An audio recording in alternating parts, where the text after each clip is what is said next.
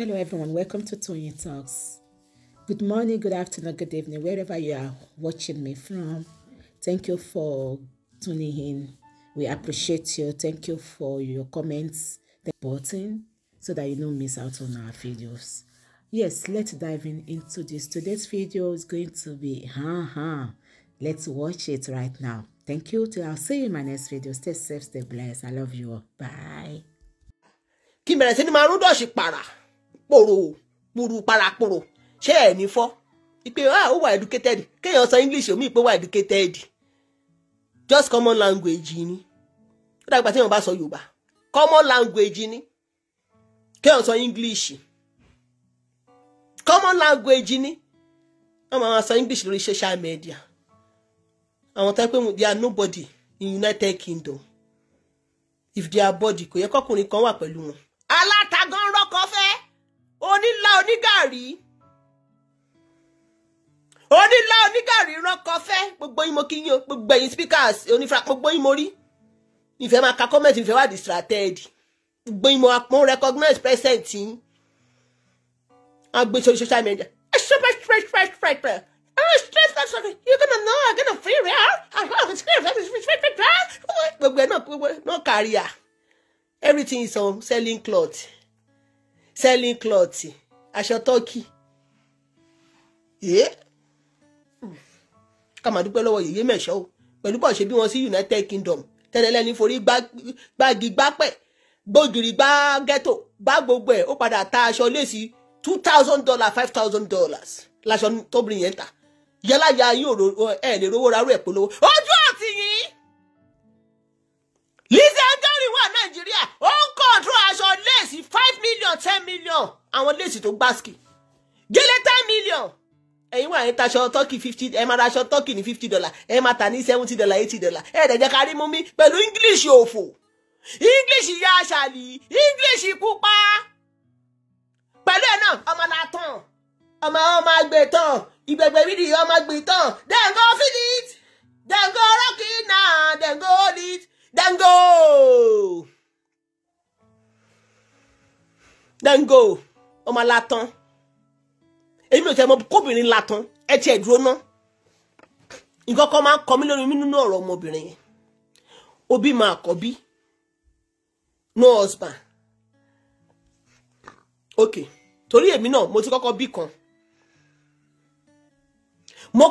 kan màámi ló sọ fún mi wípé tó bá mọ́bìnrin kọ́kọ́ bímọ àkọ́bí ó lè ṣe by mistake ayé ṣe gbọ́ as a single mother of one ó ṣe gbọ́ sétí ìyẹn ò mátà ṣùgbọ́n tó bá ṣe kejì àṣìṣe ni o ìyẹn náà ṣe manage pé nígbà tó ń lọ sọ́nà oko tó gba báyìí tẹ́gùngún ẹlẹ́sẹ̀ tó wá ń padà bọ̀ ṣó yẹ kó gba ọ̀nà tó gbà yẹn ó yẹ kí ẹ̀gùn tó kọ́kọ́ gún ẹ lákọ̀ọ́kọ́ kó ṣe àkọ́gbọ́n fún ẹ ó tún wá bímọ kẹta no husband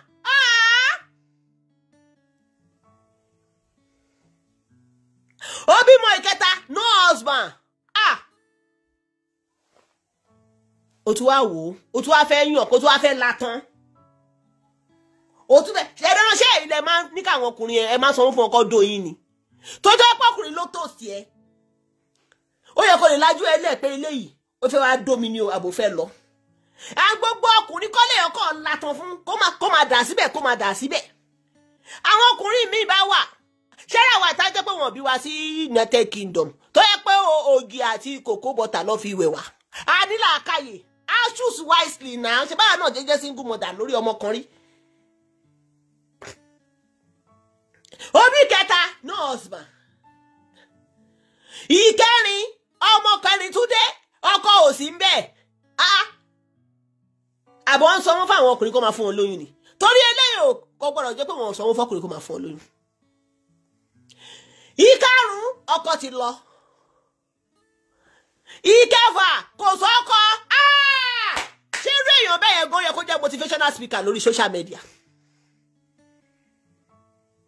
ṣé èèyàn bẹ́ẹ̀ yẹn ṣó yẹ kó jẹ́ motivational speaker tó bá sì lè mọ́bìnrin bímọ dé orí ọmọ mẹ́rin tí ò sọ́kọ tó yẹ pé different father ni ẹ̀tọ́ ẹ láti lọ ti ilé ọmọ ẹ pa. Àwa táwọn á lé ọkọ gan àti ti ilé ọmọ pa. Yes, àwa táwọn á lé ọkọ tó yẹ pé tí n bá ní mo bẹ̀rẹ̀ sí pé mo fẹ́ bímọ 20 nù lẹ́yìn adémi kú bá mi ń wò wọ́n bí bá ṣe ń bímọ lọ́kọ mi máa tọ́jú mi á ní ìsùn ìgbà ọmọ wà kékeré pé mo jìyà lórí ọmọ ọkọ kì í ṣe tọkọ mi máa sùn báyìí òun ló máa ń jí tó dẹ̀ mo máa ń fi fídà kó àwọn ọmọ mi láti ilẹ̀ feeding bottle ọkọ mi máa jí lóru ó máa fún òun ló máa ń jí lóru dtt ẹ̀ nìyẹn òun ló máa ń jí lóru tó máa ń fún àwọn ọmọ ẹ̀ lóúnjẹ tílẹ̀ bá dẹ̀ ti mọ́ tọ́mọ mi bá wà láti oṣù kan títí dóṣù mẹ́ta ni bàbá wọn ò lè wẹ̀ fún wọn láti oṣù mẹ́ta adémi wẹ̀ fún àwọn ọmọ ẹ̀ kódà à ń de pampers ẹ lọ bèrè lọ́wọ́ àwọn tó máa ń wá sílé mi dáadáa tó wà lórí social media they go tell una.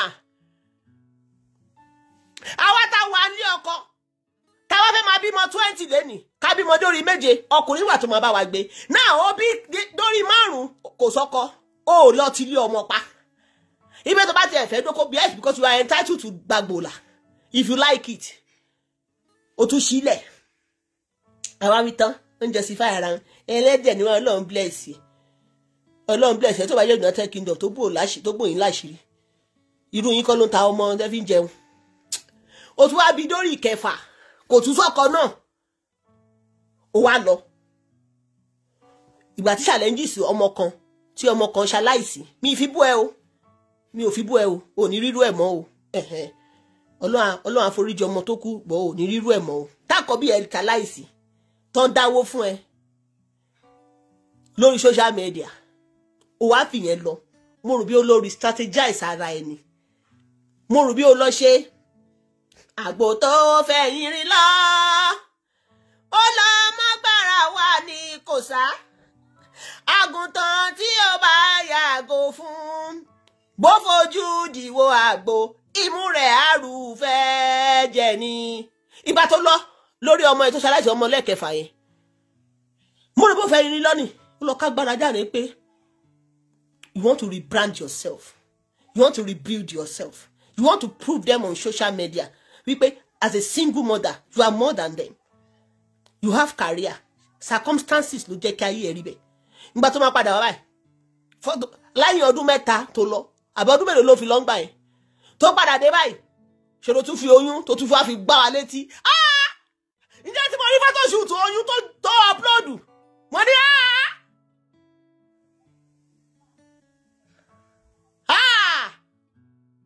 ṣé brata fúnṣọ ilé ìlóyún ni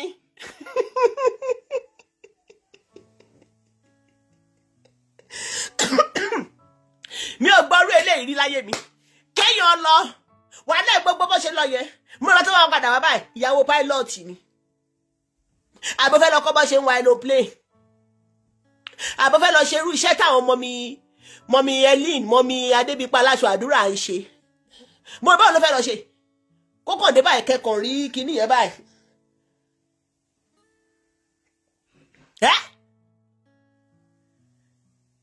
BC Wise, kindly please delete your comment. Facebook ti flit sorry, laptop ti flit type for me. I don't want Facebook to ban you. Kindly delete it or edit it. Let me delete it for you. Facebook ti flit type lórí laptop me. I'm trying to control you guys' comment. Thank you as you deleted it. Because I'm trying to control it on my laptop so that they won't ban you for 5 days or 6 days. So what if flit type? Thank God as you delete it. You can put it in Yoruba. And it dé báyìí fúnṣọ́ kárí amúrògbò ń gbé bọ̀ oyún ló tún gbé wá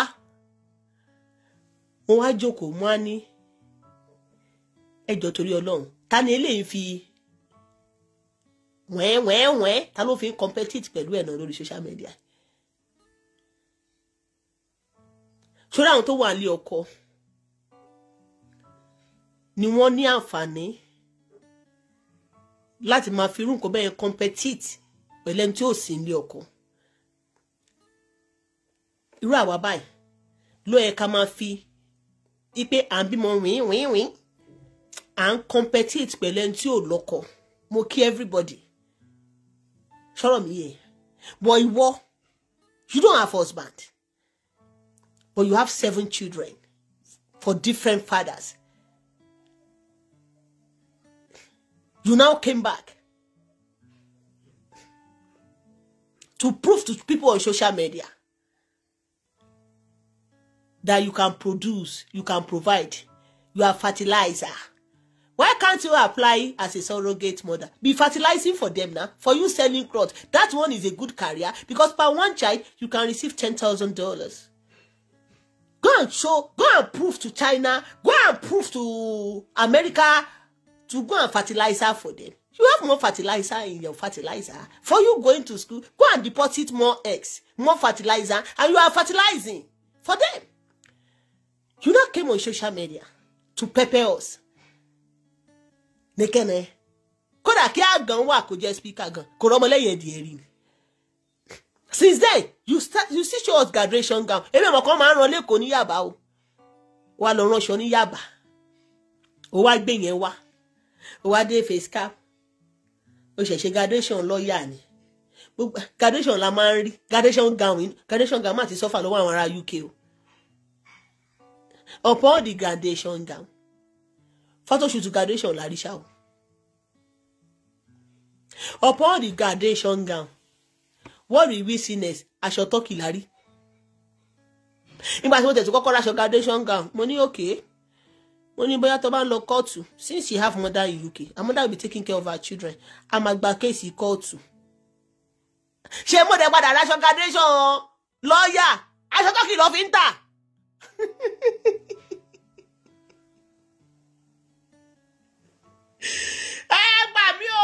UK ní kọ́ ló máa ti ní graduate tó ń fi aṣọ graduate aṣọ turkey.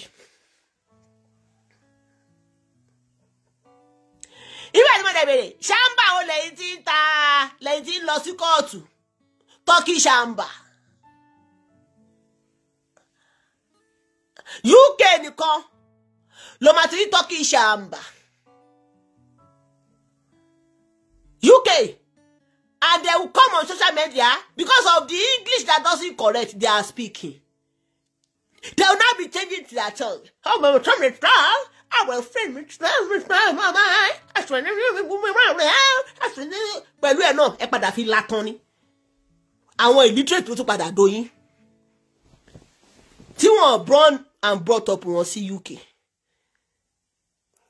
Àwọn ará Nàìjíríà tó bá rárá ìlú òyìnbó obìnrin tó jọ ọkùnrin náà wọ́n máa ń worship wọn. Ẹ̀yin lẹ useless ará ìlú òyìnbó obìnrin tó wà lórí social media. Níbi tẹ́ ti ń latán fún wọn, tẹ́ ń latán kiri. Tẹ́ ń latán, tẹ́ sọ ẹ̀dí ọmọ latán, ọmọ agbẹ̀tàn, ìgbẹ̀gbẹ̀gbẹ̀dì ọmọ agbẹ̀tàn. Then go feel it, then go rock it now, then go hold it, then go. Ṣámbà ni, àbí ṣámbà kọ́ lẹ́ ń pè. Ẹ̀wẹ̀ mi ò gbọ́ English ẹ máa argue.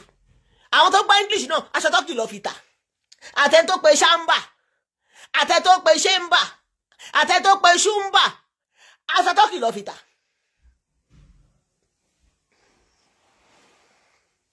Imagine a whole UK born and brought up. UK born and brought up with all your qualification. With all the primary school you went, secondary school you go, everything, only 2 certificates, 7 children without father, and aṣọ turkey. Ṣé irú ẹ̀yin láyé yín wá wùyàn? Irú ẹ̀yin lẹ fẹ́ motivate àwa yìí. Àwa ta forí gbági gbọ́pẹ̀ gbákù mọ̀. To God be the glory, we make our mothers proud. Àánú omi ẹkún ìyá wa nù, afẹ̀rín sí lẹ́nu. We make our mothers proud. Wọ́n gbà wá sí ìlú òyìnbó. Ìlú òyìnbó kọ́ làwa ti dàgbà. Àwa fi ẹsẹ̀ rìn wọ̀lú yìí ni. Orí ló fi bí ẹ̀yin sí UK. Orí yín ò padà sọ́rí. Ìwọ wá lẹ́nu ẹ gbàgà. Ẹnu ẹ pàṣà yẹn. Ẹnu ẹ tó kiri kìsì tí ò kìsì rẹ̀ mọ̀. Láàrin tẹríba kìsì ẹnu ẹ ó japa. Láàrin tẹríba go and check his housewife. He choose his housewife over you. Because you had no value to Larry Tẹríba's life.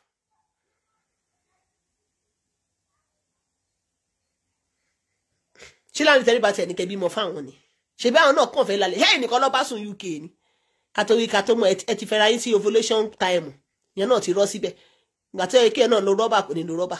wọ́n dóbò títí ògo wọn wọlé ṣé by this time ó yẹ kó go láàrin Tẹríba wọlé àwọn òbò látán ni o òbò látán ni o àdá ẹ̀ tí ì ṣe ṣó ẹ sọ fún ìdun tó lóhun ìdun kìíní kan àbí kílẹ̀ tí ń pè ọlọ́mọ méje ẹni kó yìn mí nù torí tí ẹ̀kọ́ mo ṣà lórí social media ẹnìkan ọ̀dẹ̀ lè gbé mi lọ sẹ́wọ̀n o ẹni tó bá sọ pé òun fẹ́ fọwọ́ àjùlọ wọ̀n mi Elédùmarè bàbá mi fi sínú ìnira ayérayé tọmọtọmọ ẹni bẹ́ẹ̀ mo sọ fún yín torí èmi ò kì í ṣe blackmail mi ìdẹ̀ kí n bá òun jẹ lórí social media o bó bá ṣe lọ òótọ́ ọ̀rọ̀ tẹ́tí yín kan sí làwa ń sọ o òótọ́ ọ̀rọ̀ tẹ́tí yín ti di sí tẹ́tí yín kan làwa ń sọ o èmi ò bá tèèyàn jẹ́ ẹ bá lóun fẹ́ bá tèmi jẹ́ tiẹ̀ ló máa ta tiẹ̀ ló máa yẹ tiẹ̀ ló máa yan torí èmi kọ́ mo ní káwọn ọkùnrin máa deposit àtọ̀ sí yín lábẹ́ kọ́ má dúró gbọmọ o èmi kọ́ mo ní kọ́ ọkùnrin deposit àtọ̀ kọ́ síbẹ̀ tó kọ́ síbẹ̀ tó o kẹdàrú oyún kẹtúndà tọmọ o èmi kọ́ mo fún yín depression ẹ ṣọ́ra yẹ kan náà kúrò lẹ́yìn ọrùn mi o ẹ wá sọ fún ìyá ọlọ́mọ méje o èmi ò gbọ́ English èmi ò gbé èbò o mi gbọ́ English mi ò gbé èbò ṣọ́tiyé ẹ bá mi kìlọ̀ fún o rúra dáradára wo nìyẹn ìwọ tó ń pè tì mí lẹ́yìn ó ń pè tì mí lẹ́yìn olójú 20 pound ọmọ kékeré ìwọ ń borúkọ ọmọ yẹn jẹ́ náà ó rò kárí ọmọ yẹn ó sọ pé ọmọ yẹn jí 20 pound ó ẹ́fà rí mi kí kọ́ síbẹ̀ kí kú ẹ̀jẹ̀ gbẹ lọ kọ́ọ̀tìrì ó ẹ́fà rí mi kí bá wọn bú ẹ rí ẹ̀yin ajẹgbodò tó ń wẹ́ni kúnra ẹ wà ń lu èyìnbó bó ṣe lọ ló ṣe bọ̀ bí ẹlẹ́bì àwọn ará Nàìjíríà gan ní brata fún ìṣọ̀jú lọ gbogbo àti wọ́n fi wà ń lu èyìnbó tí wọ́n ń pa chicken nugget tí ìyá ẹ bá ẹ̀ ń dì sínú school bus lọ sí school ẹ wá wá sí wa Nàìjíríà ẹ̀bà nọ́bà wa ń package náà àwa táwa ṣe wá jẹ̀bà ṣe wá ní brata fún ìṣọ̀jú ẹ̀yin tẹ́ ẹ̀jẹ̀bà lọ gbogbo nǹkan tóbìnrin bá wọn ní ilé ayé ẹ̀ bá wọn ní o ẹ̀ bá wọn ní gbogbo àwọn ẹgbẹ́ yín ṣùtù oríire wọ́n ṣùtù brata fún ìṣọ̀jú wọ́n ṣùtù kára fúrọ̀ òṣì ni wọ́n bá wọn ṣùsì fúrọ̀ iná dẹ̀rẹ́ gbogbo àwọn ọkùnrin tó ń wọbẹ̀ wọ́n tún jáde padà ni kò sí tó dúró síbẹ̀ pé bí máa kú sí bóyá máa délé kò sí tó larí mọ́ ipò tí débi tó máa gbé òtítẹ́ paradise tí òbò yóò bá ń gbóná mọ́ àwọn ọkùnrin kó máa ṣe adé orí oko wọn dànù wọ́n ṣe ń lọ petition ìsọdúwé ẹ jẹ́ má gbé mi o ẹ ṣáájú mi ẹmọ gbé mi lè sọ̀rọ̀ ẹnu mi tọ̀hún ẹ bá ń bẹ̀rẹ̀ má jẹ́ wọn gbé mi o ẹ jọ torí Ọlọ́run o ẹ má jọ wọn gbé mi o ẹ bá ń bẹ̀bẹ̀ o address yìí Nollywood address wọ́n dẹ̀ fẹ́ fi petition gbé mi address Ìyábọ̀ Òjó ẹ jọ ẹ má gbé mi o ó yẹ má bínú ẹ ṣàánú ìkúlẹ̀ àbíamọ ẹ ṣàánú ìkúlẹ̀ àbíamọ o ẹ ṣàánú ìkúlẹ̀ àbíamọ address Ìyábọ̀ Òjó ẹ má fi petition gbé mi ẹ ṣàánú ìkúlẹ̀ àbíamọ ẹ bá ń bẹ̀bẹ̀ o ẹ má gbé mi o ẹ ṣàánú mi o ẹ wo èmi nìkan ni ìyá mi ń wò tí mo fi ìyá mi ló ń jẹfa ẹ ṣàánú mi ẹ má gbé mi o.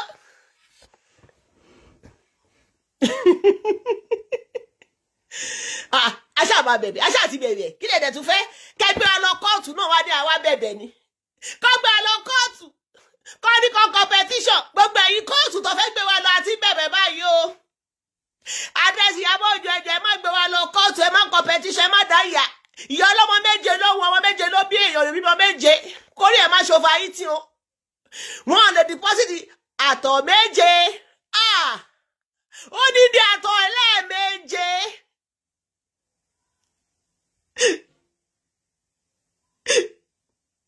àtọ̀ méje ìlú méje ọjọ́ méje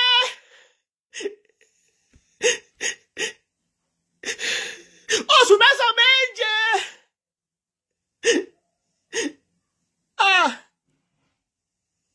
èèyàn lè gbàdọ̀ méje kórè ẹ̀ máa burú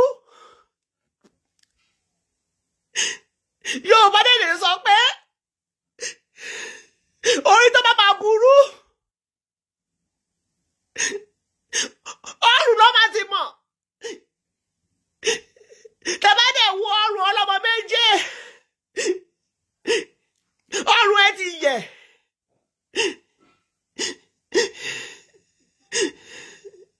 address Ìyábọ̀ Òjó mi lọ kóòtù. Ẹ má dá lọ́mọ méje lóhùn. Àjẹgbọdọ̀ lọ́mọ méje tó wẹ̀ ní kúra. Àdírẹ́sì Ìyábọ̀ Òjó. Ẹ sá fún ọlọ́mọ méje. Ọlọ́mọ méje ló fẹ́ jẹ́ kó máa fún ẹ̀dẹ̀ rí yín lára. Ẹ má bínú. Ẹ jẹ́ má jẹ́ gbé mi lọ petition o. Mélòó lára mi. Ìkúnlẹ̀ méje.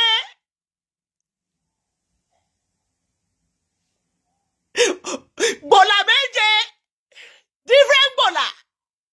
Méje tán. Ilé ọba ti bàjẹ́. Ilé ọba ti pèèkì.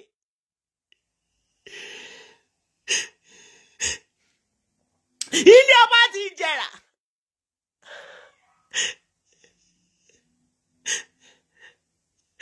Láàrẹ tẹ́lẹ̀ bá you need DNA.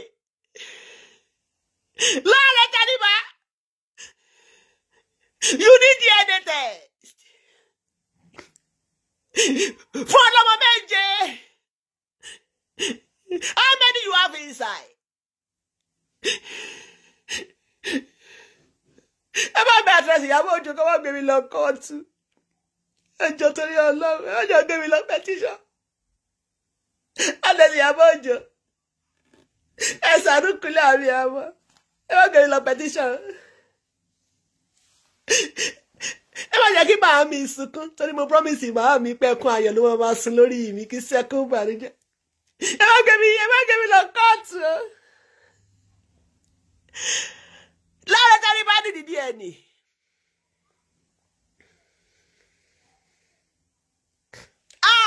Kí obìnrin kan dẹ̀ bímọ méje fún different men. Kábíyèsí Elédùmarè. How do you do it? Àwọn atájọ́kọ̀ sílé ọkọ gan, á padà sílé ọmọ ni.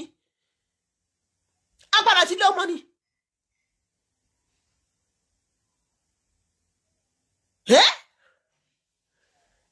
Lára tẹ́lẹ̀ bá.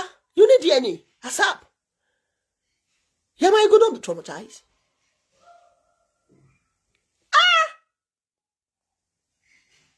7 children, 7 father. You now come on social media. You now say Iberu. Fawatani just one husband. Iberu, ó tó ń bẹ̀rù tó tọ́. Èèyàn lè gbèrú òbò overdose yẹn. Kéèyàn gbé òbò tó máa ń jẹ́ kí okó wà overdose. Kó má bẹ̀rù. Ògbólógbó bulldozer.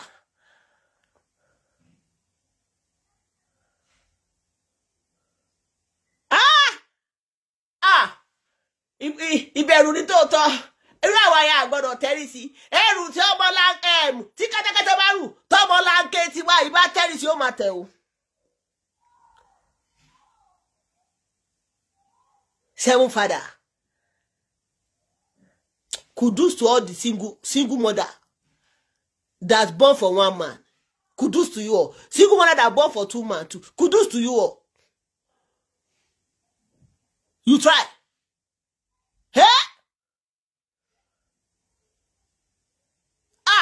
Tí obìnrin bá ti ní òbò tó wà overdose, kò sí ìlú tí ó lè bímọ fún. Láàrin tẹ́ríba ló wá foríko, ó ní limelight.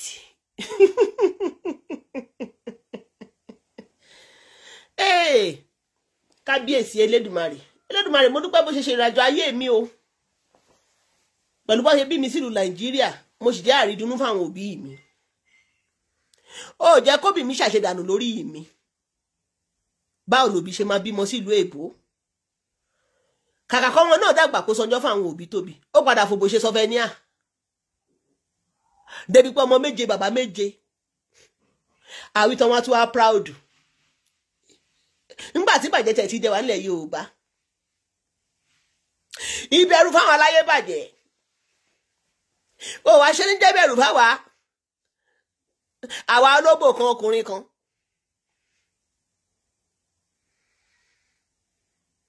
Èmi ò ríru eléèrí. Kí ọlọ́mọ méje.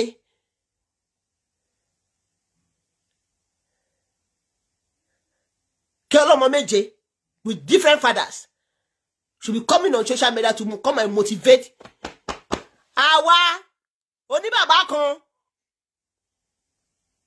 Go back to your chamber. Your mate is not on social media. Go and create your own platform. Open it at Eniyan Brita bímọ méje bàbá méje. Be their motivational speaker. Get ìbẹ̀rù fáwọn yẹn.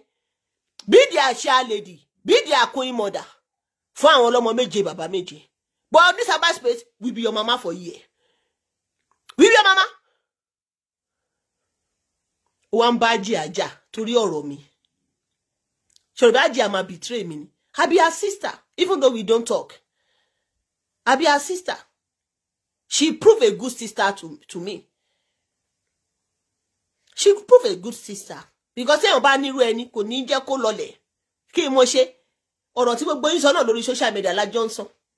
Ade ṣe show nìyẹn, bá ṣe put e ko nìyẹn. Gbogbo yín lẹ twist e. Tani ó ní pa address ló pààyàn, ó la address ló pààyàn, ó dẹ̀ rí pé ẹ fẹ́ kó bá mi. Bí mo ṣe sọ ko nìyẹn. Ṣé bí ìbàjẹ́ tá ń bá èèyàn lórí burúkú ìwí ni. Bí mo ṣe sọ ko nìyẹn mo dẹ̀ bọ́ta. Mo dẹ̀ ní address Ìyábọ̀ Òjó, ẹ má bínú o. Bí mo ṣe put e ko nìyẹn o. Àwọn wèrè tó ń drag lórí social media, àwọn ló fẹ́ máa ba gbogbo iṣẹ́ tẹ́ ti ṣe jẹ́. Because tẹ́ bá dẹ̀ wá address Ìyábọ̀ Òjó yẹn náà tó tọ́. Ẹ wò bá tó ti ń ṣe fíìmù bọ̀, social media kan ló bring us in limelight now. Àwọn lérí burúkú àwọn bí ìyá ọlọ́mọ méje yìí tó ń wá àtàṣe lọ́dọ̀ ẹ̀. Àwọn ló jẹ́ kí arábìnrin yẹn wọ́n dẹ̀ mọ̀ bí Facebook ṣe ń work. Àwọn ló jẹ́ kí arábìnrin yẹn máa ṣe bẹ́ẹ̀ yẹn. Advice mo fún wọn o. Tí ìyá ọlọ́mọ méje tó ní kó máa gbé mi lọ court tó ń wá address mi kiri. Torí pé Àjíà ti wá gbé sórí page ẹ̀ pé àbúrò mi làwọn, ó wá ń béèrè address mi lọ́wọ́ Àjíà. Ọlọ́mọ méje. Ṣé mo dó nínú bàbá ọmọ ẹ̀rí ni?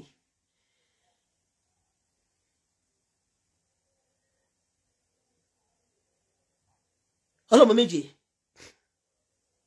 Ṣé mo ever gbọ́ pé mo dó nínú bàbá ọmọ ẹ̀rí? Èmi ò bímọ fọ́kùnrin tí ò lè fẹ́ mi. Òun ló fà táwa fi bímọ wá sójú kan náà. Ọkùnrin táwa bá ti rí brata fo ìṣọ́ ń bẹ̀ pé kò lè fẹ́ mi. Mi ò lè bímọ fún. Tó bá ní pé káà náà máa bímọ kiri. Gbogbo ọkùnrin tó deposit sínú life àláwọn náà máa bímọ fún náà. But I can't born for the man tí ò lè fẹ́ mi because mo ti ṣe mistake àkọ́kọ́ rí. And I can never do it the second time. That is why I choose wisely before I started borning for a man, another man too. Ibi ò ti nínú àwọn obìnrin ìyá tọ́ wa. Ìyá tọ́ wa, ìyá tèmi dẹ̀ wà nílé bàbá tèmi. Ta ni mo fẹ́ fi tèmi jọ? And go and check my mother history. Gbogbo àwọn ọmọ ẹ̀ pátá la wà nílé ọkọ. Bẹ́ẹ̀ ni mo sọ fún ẹ, we are 4 girls, one boy. Gbogbo àwọn obìnrin pátá la wà nílé ọkọ. Ọkùnrin wa gan ìyàwó ló wà. Ó gbéyàwó sílé. Kò sí single lọ nínú gbogbo èso tó tara ìyá tèmi jáde. Bẹ́ẹ̀ ni mo sọ fún ẹ. Wọ́n dẹ̀ fẹ́ wa ní ṣùlọ́kà ni. Ní ṣùlọ́kà ló fẹ́ wa. Mi ò dẹ̀ tí ì ṣe ìyàwó. Engagement mo ti ṣe gbogbo yín kéyín sókè. Mo máa ṣe ìyàwó máa ṣọ́ọ̀kì ìyá yín lórí social media yìí. I go do elaborated wedding. Nígbà mo bá tiẹ̀ jẹ́. Ìyá kọ́ mi mo dúró gbẹ̀kọ́. Mo kọ́ àwọn àwòkọ́ṣe àríkọ́ṣe látara ìyá tó bí mi lọ́mọ. Àbí ìgbà tó gbé fọ́tò ìyá mi jáde lánàá, orí bàbá mi lẹ́gbẹ̀ẹ́. Pẹ̀lú bí ò ṣe sí lọ́wọ́ wọn, ìyá mi sì dúró sílé bàbá mi tọ́ wa ni. Ilé dẹ̀ láti ń kẹ̀ṣọ́ lóde. Ìyá tèmi bímọ fún méje bàbá méje. I was born and raised by my mother. My mother is my role model. Ẹ̀yin lẹ bímọ méje bàbá méje tẹ́ rí yàbá yín sọ̀rọ̀. Bẹ́ẹ̀ mo sọ. Nínú gbogbo ọmọ ìyá mi gan, èmi nìkan ọmọ ọkọ bímọ out of wedlock. Tó bá tún fẹ́ gbọ́. And that mistake must not repeat itself again. Ni mo ṣe choose wisely nígbà tí mo tún máa tún yàn. Ọkùnrin tí ó bá ti build brighter future pẹ̀lú ẹ̀. Kí ló latan funfun? Latan lédi ọmọ méje. Ó bẹ̀rẹ̀ sí ní fi ìkanra ìta máa jẹ́. Àwa la kó bá ẹni. Àwa wí tán, ó ní àbúrò wèrè yẹn. Ikú pa ẹ́. Àrùn ṣe ẹ́. Tó bá nírú mi nínú life ẹ̀. Ó rí dọ́lọ́mọ méje bàbá méje. Ọlọ́mọ méje. Tó bá nírú ẹ̀mí nínú life ẹ̀. Ó ní di ọlọ́mọ méje bàbá méje. Torí òbú ẹ tó ń ṣe overeating yẹn. Màá ti bá ẹ wá kan fi package ẹ̀. Bí kí máa bá ẹ rọ ice sí. Tí snow bá ti dábọ́. Àbí kí máa bá ẹ kó blọ́ọ̀kù sí. Òbú ẹ máa tutù. Lẹ́nu tiẹ̀. Kóró gbá lẹ́nu ẹkú pa ẹ́. Àbúrò wèrè wo nìyẹn ò ní ṣáwọn tó jáde ò ní ṣoríire. Ìbí àti ẹ wà nú ẹ̀ ni. Ìdí òṣì ló fi ń ṣe ni. Ṣé bá ìdí ló fi ń ṣe ni? But àwọn náà wọn pẹpẹ dẹmu ta ni ta ràn yín ṣe ta ló bá yín sáré ikú ta ló bá yín sáré ayé ẹ̀dẹ̀ sáré kú. Ẹni tí ò lọ́kọ pẹpẹ dẹmu àwọn tó lọ́kọ. Ẹni tó bímọ tọkùnrin kọmọ sí lọ́tọ̀ dúró tọmọ ó pẹpẹ dẹmu àwọn tó lù ṣe kíní kan. Lójú ọkọ ló tún wá drag láàrin tẹríba ni. lójú wa kọ́ ló tún wá drag láàrin tẹríba ó ẹ́fà rí mi kémi drag bàbá ọmọ mi rí ó ẹ́fà rí mi kí n drag bàbá ọmọ mi rí àbọ̀ ẹ́fà rí mi kí n drag ọkọ mi rí ọkùnrin náà ríru yín wọn afẹ́ yín every man ló máa slotting ògbóyin gbé ire dání lẹ̀ rọ́kùnrin gbogbo UK ṣe tó yẹn ẹ wá rọ́kùnrin kọ̀ọ̀kan dóyin ní UK ẹ ṣe wá lọ ń gbá local ní Nàìjíríà ẹ̀yin fi àwọ̀ ilẹ̀ odidi born and brought up raise up in UK raise up in UK pàdé ti dó gbogbo kó UK tán kò sí sáìsì yín mọ́ ń bẹ̀ wọ́n ṣe àtàṣe mọ́ celebrity kiri àwọn náà fẹ́ honorable fẹ́ dó senator ó yọ lára òbó yín àdáadáa òṣìṣẹ́ àtàrà máa rà yọ wọ́n máa ṣe tiẹ̀ jẹ́jẹ́jẹ́jẹ́ wọ́n wá kọlù ẹ́ wọ́n á rò bí àwọn nìkan làwọn ní monopoly ìwèrè tó bá wá fún wọn jára wọn ò nígbà wọ́n máa ní kọ́ máa competition ikú pa ẹ́ ó ṣe orí burúkú gèlè mi ò gbọdọ̀ tú ẹ̀yin tẹ́ ń wo ṣoògùn látàrọ ojú gbogbo yín gèlè mi ló ń lọ kí mo ṣe jẹ́jẹ́ mi mo dúró gbogbo yín mọ̀ pé mi lápọn lórí social media yìí gbogbo yín lè mọ̀ pé mi lè sọ̀rọ̀ ẹnu mi tán gbogbo yín lè mọ̀ pé ọmọ jẹ́jẹ́ ni mi ò mi lè sọ̀rọ̀ ẹnu mi tán o mi ò lápọn o gbogbo àwọn tó ń gbá mi lójú báyìí mo máa kọ tòsí sí wọn ni mi ò ń jà ajá máa jẹ̀bi lórúkọ mi wọ́n á ṣàrọ̀ wọ́n máa tọ́ mi ibi tí mo jókòó sí kí mo ṣe àìrọ̀ dáadáa wo nìyẹn so bó ṣe rí mi tí mò ń lọ Nàìjíríà pẹ̀lú ọkọ mi tí mò ń lọ pẹ̀lú ọkọ mi tí mò ń lọ pẹ̀lú ọkọ mi òun kan ti yálà ìyá ẹ̀ mọ́lé ìwọ tó ti ń búlì ẹ̀mù kí lórúkọ ọmọ yẹn ẹ̀mù tìmí lẹ́yìn bọ̀ ọmọ kékeré wọn ò ti yá ẹ̀ mọ́lé tó ń búlì tìmí lẹ́yìn tó ń bú ọmọ yẹn tó ń pè lólè ọmọ kékeré wọ́n lè pọ̀ ọmọ tiẹ̀ lólè aláìlójútì born and brought up in UK ọmọ wọn ní challenges wọ́n tún padà gbégbá bára fún wọn lórí social media ẹ ṣe ń tijú báyìí born and brought up kọ́mọ ní challenges lọ́wọ́ ẹ̀ kọ́dà ìpadà gbégbá bára lórí social media Elédùmarè mi ìfẹ́ mọ́ gbá bára bó ṣe pọ̀ tó má jẹ́ báwọn nípinnu ẹ̀ lórí social media kọ́ máa dáwọ́ owó ìbànújẹ́ mi ò fẹ́ o Ọlọ́run má jẹ́ rírú ẹ̀ o ìbẹ̀rù báyìí bí gbogbo iṣẹ́ ń lógun ẹjọ́ tẹ̀ ń rí wàhálà ọ̀ràn tó ń dáwọ́ kéèsì fún yín ẹ̀ ń adégbodò yín wá yín kúra mo bá yín kọ́ mi ìfẹ́ wó orú ẹ̀ tó bá jẹ́ ìnáwó máa fi máa dáwọ́ fún yàn mi ò fẹ́ wó orú ẹ̀ mi ò fẹ́ láyé mi owó ẹjọ́ owó ọ̀ràn mi ò fẹ́ kọ́ da fún mi kò sí bẹ́ẹ̀ ṣe lè kéré tó mi ní báwọn nípinnu ẹ̀ kò yíwọ ẹ̀ sọ̀hún kí ló dé mo bá tèèyàn jẹ́ ní àbí mo yàyàn wèrè ni ṣó kan mo ṣe tó ní kọ́ lọ competition bú mi ìwọ tó ń fojoojúmọ́ ayé roughly 5 years ló fi búlì tèmi lẹ́yìn olójúmọ́ wa máa búkú èjè náà káàkiri nìyẹn ẹnìgbẹ́ tó bá ti ń bóbìnrin yẹn wa máa kọ́mẹ̀ntì síbẹ̀ kí ló dé ṣé ó dókun ọkọ ẹ rí ni ṣé kú èjè dókun ọkọ ẹ rí ni wèrè wo ló ń gírìlì gan àbí dírìlì dẹ̀ ni ẹ ń ṣe eré ni ẹ̀yìn májèká ni mo fẹ́ sùn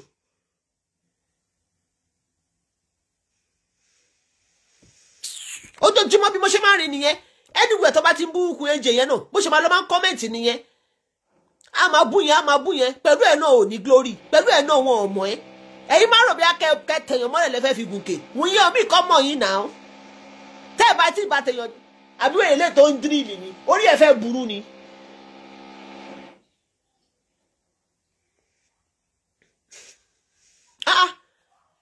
at least ẹ jẹ́ kó gún mi náà ẹni tí ò bá ti wá bá ẹ má wá bá tí ikú ẹ̀jẹ̀ bá lọ sí pálásì wọ́n náà ló máa gbé wọ́n ti lé pálásì o wọ́n ti ṣẹgbà o wọ́n ti ṣàwo o tí ẹ̀ bá lọ báyẹn ń ṣọ́ kiri ebi ò mọ kẹwàá ní tẹ̀sí yàn o bá yàn ṣe látọdún gbọgbọrọ kí ló ń ṣọ́ kiri fún ebi ò mọ kiri yẹn ṣe owó dápọ̀ mọ́ fúnra gbogbo bó ṣe ń bú mi ẹ̀ lè rí mi lórí mi ò kí wọ́n ṣó ẹ̀ mi ò rí ìyá abirùn tó wà ní UK tó bá ṣe bá lágànná tó bí abirùn gbogbo bí ẹ náà ṣe ń ṣe kíní mi ò kí wò ó mi ò dórí péjì wọn rí but láìkè yan nìyẹn ẹ dẹ̀ máa stọ̀ kẹ́ kiri ẹ máa ṣọ́ kiri. You are obsessed with her. You are obsessed with Kuyeje. Anything she does, you guys want to do it, but you will still come online and castigate her. Kí ló ṣẹlẹ̀? Ṣé don't have a competition ni? Ṣé bó ní social media lẹ ti pàdé? Ẹ ṣe ti lọ́tọ̀. Ẹ ṣe ti lọ́tọ̀ náà. Ìkan tó ń ṣe ó wù yín. Ẹ pè bẹ́gibẹ́gi. Ẹ̀yin náà dẹ̀ wọ́n padà gbé gbá bára fún yín ni. Do your own, I do my own. Tó bá ṣe nǹkan ẹ̀yin lè máa castigate tẹ́ máa bàjẹ́ whereas you wish to be in her shoe òun ló ṣe jẹ́ pé gbogbo ìtẹ́yìn náà dáwọ́lé kò yọrí sí rere tẹ́lẹ̀ bá ti ń ba tèèyàn jẹ́ ìkan tóun náà bá dáwọ́lé kò ní yọrí sí rere ẹ fi lẹ̀ kó máa ṣe tiẹ̀ ẹ ẹni kò dá ó kò wọn àti kádàrá ẹ̀yin náà tẹ́ wá dá ẹ̀ṣẹ̀ tí yín irọ́ ni ẹ fẹ́ bìlí pé ilé ẹ máa jẹ́ kàmá bẹ́ẹ̀ lómi ṣe máa jẹ́ kàmá tẹ̀yin náà nìyẹn. tí gbogbo èèyàn wá tẹ̀ wá ń yọwọ́ gbogbo èèyàn kan máa bú mi ṣó sọ sí Àṣàkẹ́ ìbẹ̀rù àwọn ìdúnlẹ́nu.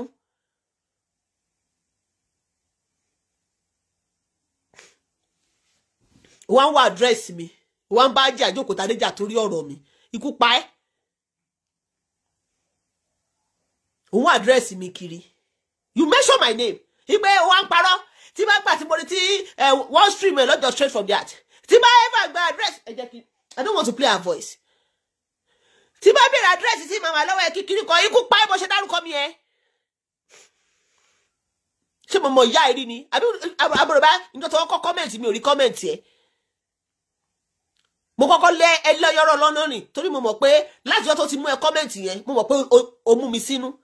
ṣé bẹ́ẹ̀ náà ló wá like Nollywood actress yẹn ni ṣé o like ẹ ni gbogbo àwọn tẹ́ ṣé o lọ́ọ̀fù sí lánàá lọ́jọ́ tẹ̀lé padà bú wọn kọ́ ni àbájá àjókòó tí wọ́n ń bú lọ́jọ́ tẹ̀lé ó ṣé ìwọ kí n lọ sórí ṣó ajé àjókòó ẹ̀yin onílù lára játi ìkà ẹ̀yin lè máa pèlè kó wá jà ẹ̀yin lè máa polóko kó wá mu oníwọ̀n ló pa ájìá kó wá gbèjà Wùnmí ok ájìá ti connect mọ́ Wùnmí ó tún fún ẹ lórí kí ló kọ́ ẹ bẹ́ẹ̀.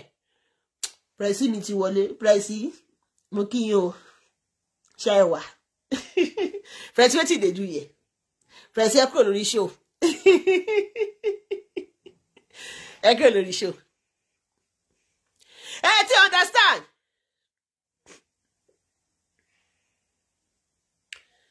ìwọ ló sọ pé o pé ájìá lédè ló dúró kó wá bá ẹ jà fún Wùnmí no problem ájìá dẹ̀ jà fún Wùnmí nìyẹn Wùnmí dẹ̀ recognize ájìá jù ẹ lọ ájìá ní káwọn èèyàn dáwó wọ́n dá fún kí n tiẹ̀ kí ni tiẹ̀ bẹ́ẹ̀ ó náwó jẹ ó ṣe gbàkan jẹ ó gbàwó jẹ kí ló kọ́ ẹ̀ ṣé ìwọ ò mọ̀ pé ó máa padà connect ó máa padà mọ́ lórí kéèsì yẹn ló ṣe fẹ́ bàjẹ́ torí pé wọ́n ti recognize wọ́n ti ń fún lówó. èmi ò láàkì irúkọ bẹ́ẹ̀ yẹn tẹ́wọ́ ti ṣe kí irúkọ wọn máa ń jokun ẹ̀ lẹ́ẹ̀ni tẹ́wọ́ ti fàgbọ̀fẹ́ gbọ́n máa ń jokun ẹ̀ lẹ́ẹ̀ni ẹ máa ṣoore fún yàn ẹ tún lọ́ṣọ́ tì í. wọ́n dáwó fún ó nà jẹ ó gbé owó ìyá àbèjì jẹ yìí sì ló ṣe mọ̀ pé gbówó ìyá àbèjì jẹ lẹ́nu tiẹ̀ ètò ẹ pé ojú la rí ọ̀rẹ́ òdò kan kó sì tí mo lè bá ṣe ní gbogbo yín kẹ́ kó sì dànù. irọ́ ń parọ́ fúnrọ́ ikú bọ̀ mọ́ rí ọmọ òfúra ẹ̀yin oní fake life onígbèmọ́ra wọ́n sọ fún ìgbèmọ̀ àná association of gbèmọ́ralization tẹ̀ ẹ̀ ṣe ni. èmi yàtọ̀ wọ́n bí èmi sí bí oyúkẹ o wọ́n ọ̀dẹ̀ fi láìpọ̀ bí èmi wọ́n àfi gbèmọ́ra ojú ayé òṣèré má bára yín ṣe yẹn wọ́n àfi bí èmi o ọmọ ọ̀rọ̀ ni mí tí mo mọjú òṣìrà tamárayọ̀.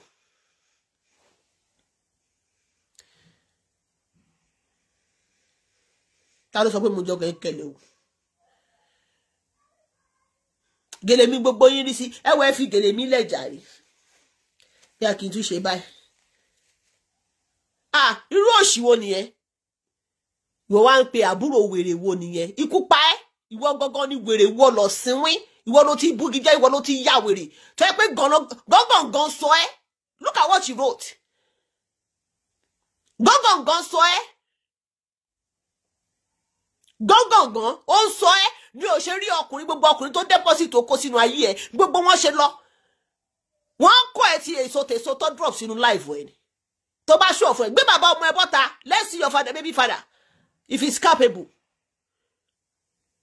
ẹ wá sórí social media ẹ máa sọ nínú pàpàpàpà ẹ máa gbọ́ ní pàpọ̀pọ̀pọ̀ gbogbo ìdí tó ti bàjẹ́ tó ti ṣe pọ̀ṣọ̀pọ̀ṣọ̀ ìdí yìí dùn láàárọ̀ ọkùnrin dúró tì òbò tó bá dùn lọkùnrin máa sanwó orí ẹ ló máa dúró tán wípé òbò yìí mo fẹ́ dá máa jẹ́ for life for the rest of my life orí òbò ló máa kú sí òbò tí wọ́n wọ̀ ẹ̀bẹ̀ wọ́n ṣọwọ́n bẹ̀ wọ́n sún ìbẹ̀ tó bá ṣe gbogbo ẹ̀ tán wọ́n á mu tíṣù wọ́n á putọ́ sínú wọn wá jáde lọ ẹ máa ru oyún kiri ẹ máa wá pé ẹ̀yìn single mother of who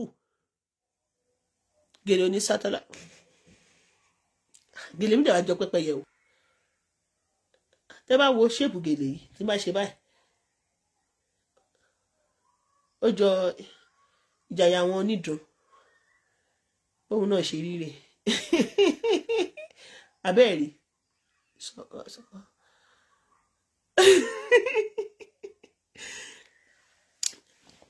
inú dẹ̀ bí mi ṣá mo dẹ̀ ń gbọ́ tó dárúkọ mi tí bá fẹ́ bèrè address ṣé o bèrè address mi lọ́wọ́ ajíà ni you ask for my address because you are happy that your Nollywood address will take me to prison What is your benefit? Ṣé o lè bá tó challenges ìbádọ́ ọkọ mi máa wá dùn ẹ́? Ọkọ mi ò lè dùn ẹ́. Láàrin Tẹríba ti already use and dump. Already àjẹkù láàrin Tẹríba ọkọ mi ò lè gbé. Olórin òdédé bá yóò sùn. Àwọn olórin wọ́n máa fi kan bóbìnrin sùn ni. Gbọ́ lẹ́nu Portable sọ pé tó bá lọ́dọ̀ ìyàwó mi mo ti fi kan bá wọn sùn lọ́dọ̀ ìyàwó olórin. Ẹ̀yin tó ti lò. Wọ́n ti lò yín kó sọ́kùnrin tó kọlù ìtayé ẹgbẹ́gbẹ́ pé. Wọ́n ti láàrin Tẹríba ti jẹ. To trash dànù bí tissue. Láàrin Tẹríba lù ẹ̀ wò. This is how you be in láàrin Tẹríba. Bó ṣe ríre ní life Tẹríba. Ó lò báyìí ó fi nù dí. Pọ̀ ó dẹ̀ flush. You are like tissue. Your life is like tissue paper that they have used and trashed.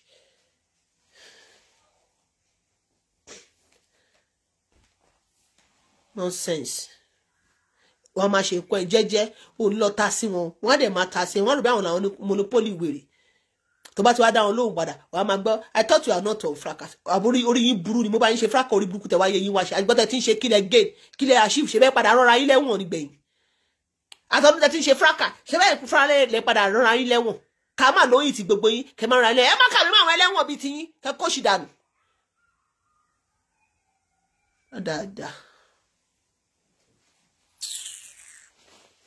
Then pé àbúrò wèrè wo nìyẹn look at her comment ẹjọ́ ìtúkà fún yín kí ni ẹ bí mi inú fún ẹ̀yin tẹ̀sẹ̀ ń dé ẹ̀yin tẹ̀sẹ̀ ń join mi because ẹ bá bẹ̀rẹ̀ show yìí láti bẹ̀rẹ̀ jẹ́jẹ́ mi mo dúró mo dẹ̀ ṣe show nìyẹn ṣó wá yẹ kó tọ́ sí Àṣàkẹ́ ìbẹ̀rù òṣì lẹ́nu ó ń bèrè address mi kó wá gbé mi lọ sẹ́wọ̀n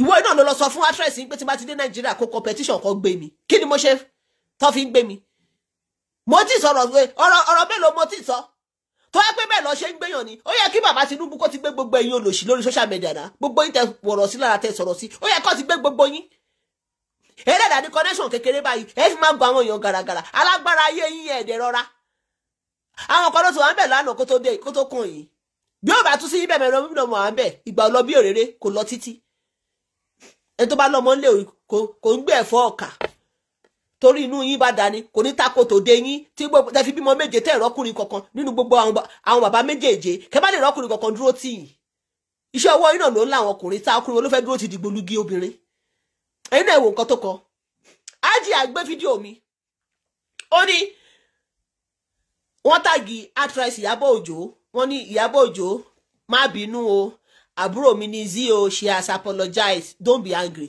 mi ò pé ó ti lé lọ́dún méjì tí mo ti pa jìyà ó ti lé lọ́dún méjì tí mo ti pàǹtí yẹn àti ọ̀dẹ̀ ti torí pé mi ò pa wọn àti yàn ti torí pé àwọn ń gbèjà Wùnmí èmi ń gbèjà Mohbad kó sọ pé òkè ẹ jẹ́ ká bá wọn bú ọmọ òṣì ní she never because of that do it to me because mi ò bú wọn rí wọn sọ pé torí pé ó ti pọ́dún méjì tí mo ti pè àwọn àti ẹ̀dẹ̀ gbé fídíò mi wọ́n bá mi pẹ̀tù sí Ìyábọ̀ Òjó nú torí wọ́n mọ̀ pé àwọn èèyàn tó gbé fídíò yẹn wọ́n manipulate fídíò yẹn ni they manipulated it bí mo ṣe sọ́kọ́ nìyẹn nǹkan tí mo mí ìkọ́ nìyẹn òwe Yorùbá ni mo pa mo dẹ̀ rí pé àwọn kẹ́dìmá ní àwọn afúnilókò dí ọ̀pẹ̀rọ àwọn tó yẹ pé bí ẹ̀wọ̀n lọ́pọ̀ lórí social media yìí ẹ tó máa ra wàhálà sí lọ́rùn lọ́ wá bí kò ṣe máa ra wàhálà sí yàn lọ́rùn lọ́ wá òun lẹ ṣe rí wọn pé inú wọn dùn nígbà tó gbé very dark black man ó dà bẹ́ẹ̀ ẹ má jubilate now ẹ wò nǹkan tó kọ síbẹ̀ òun mo fi sókè post yẹn ó ní ájì àìbọ́lẹ̀ ń bẹ̀ torí pé ájì à sọ pé kí actress yẹn má bínú igbá àbúrò òun ní zi kó forgive kó let it go she just go and commented torí pé wọ́n ti máa ń rí ẹ pẹ̀lú celebrity ọmọ celebrity ìwọ nìkan lọ tírùwọ ìbámu president Bọ́lá Tinubu gbogbo apáta ló máa ní kó pa sẹ́wọ̀n lórí social media gbogbo wa pátá just ordinary actress ló mọ̀ ordinary actress ló mọ̀ láì ṣe gọ́fúnà ká ló mọ gọ́fúnà ni àbí president Baba Jagaban during the election yẹn gbogbo alomani kọ́ṣà ká ní ìwọ ló wà ní post mọ́mi ọba ńlá tí wọ́n mọ àwọn top politician nínú APC gbogbo alomani kọ́ṣà kọ́kọ́ wá sẹ́wọ̀n torí ẹ̀ náà lè ṣe lọ́kùnrin dúró tì yín torí èròǹgbà yín sọmọlá kejì ò dá ọkùnrin ló fẹ́ dúró ti obìnrin onínú burúkú tí ò nínú re ọlẹ̀ wo ló wá fẹ́ sọ nínú ẹ̀ tóbi tó bá ti nínú re ọlẹ̀ rẹ̀ ò lè sọ jáde nínú ẹ̀ ẹgbọ́n nǹkan tó kọ ájì àìbọ́lẹ̀ ń bẹ̀ àbúrò wèrè wo nìyẹn ikú pa ẹ́ bó ṣe pé rẹ ní àbúrò wèrè wo yẹn